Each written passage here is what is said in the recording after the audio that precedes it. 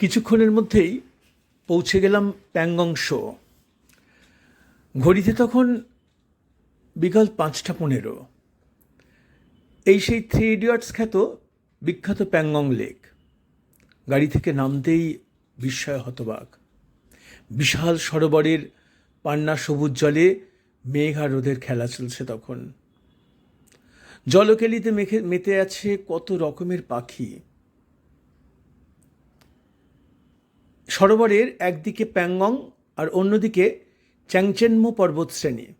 এই দুয়ের মাঝে 4,225 মিটার বা 13,862 ফুট উচ্চতায় এশিয়ার বৃহত্তম নোনা জলের হ্রদ এই প্যাংগং শো।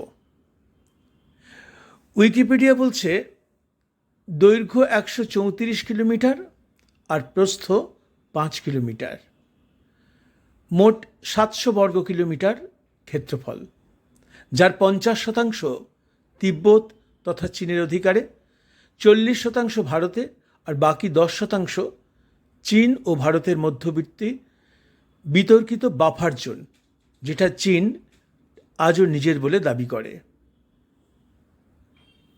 যাই হোক, প্যাংগংয়ের নীল জল,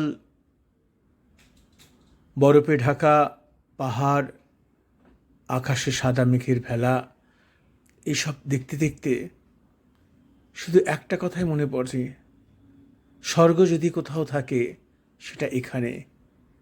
আগার ফিরদৌস্ত কামিনাস্ত, হামিনাস্ত হামিনাস্ত হামিনাস্ত।